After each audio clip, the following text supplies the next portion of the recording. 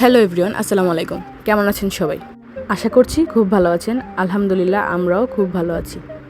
সেদিন আমার ছেলের জন্মদিন ছিল। আমার ছেলের জন্মদিন হচ্ছে আগস্ট মাসের 30 তারিখ। তার 2 বছর পূরণ হলো।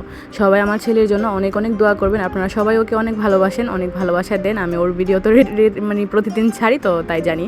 তো আপনারা সবাই ওকে ভালোবাসেন, সবাই ওর জন্য অনেক দোয়া করবেন। তো আমি ঘুম থেকে উঠে ওরে সকাল সকাল রেডি করে দিই। তারপর ওর বাবার দেওয়া খেলনাটা দিয়ে খেলাধুলা করছিল। তারপর ওর বাবা আর ওর আব্বু মিলে এগুলো সাজাচ্ছিল, মানে ওর ঘরের রুমটা সাজাচ্ছিল। আর আমি ওই দিক দিয়ে রান্না বাড়ার জন্য সব কিছু রেডি করছিলাম।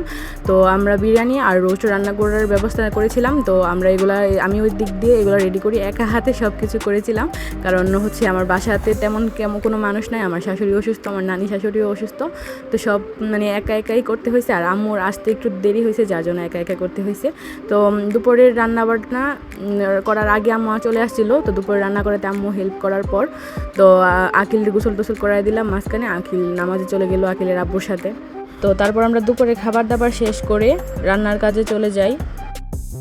এত রান্না বান্না তো আর গ্যাসে করা যাবে না, বা গ্যাসে এত বড় বড় কড়াই নিবেও না। তো আমি প্রথমে মুরগিটা কষিয়ে নিচ্ছিলাম বিরিয়ানিতে দেওয়ার জন্য।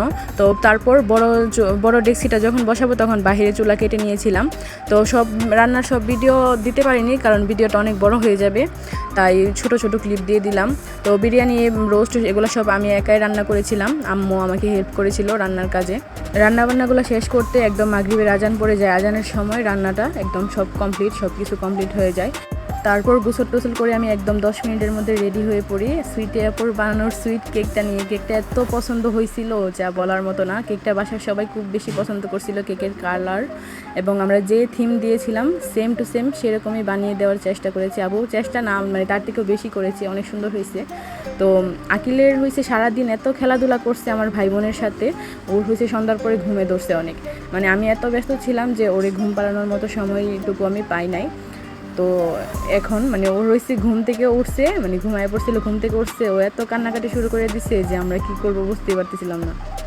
এর মধ্যে সব গেস্ট চলে আসছে। তো এখানে মানে আমরা ফ্যামিলির কাউরে ডাক দেওয়ারও সময় পাইছি না, যে ওর কান্নাকাটির জন্য মানে কেউ ওর সাথে ছবি পর্যন্ত তুলতে পারে না, এত কান্নাকাটি শুরু করে দিছিল।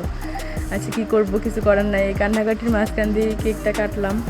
এটা হচ্ছে ওর অভ্যাস, ও হচ্ছে সঠিক টাইমে ঘুমাবে না। ও মানে সবসময় এরকম করবে, ওর এই টাইমেই ঘুমিয়ে ধরবে, মানে যে টাইমে ঘুমানোর প্রয়োজন না।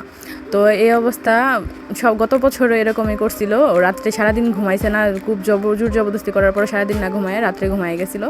তো ওর জন্য সবাই দোয়া করবেন। আপনারা যারা যারা ওকে ভালোবাসেন সবাই ভিডিওটাকে লাইক, কমেন্ট, শেয়ার করতে ভুলবেন না। আসসালামু আলাইকুম।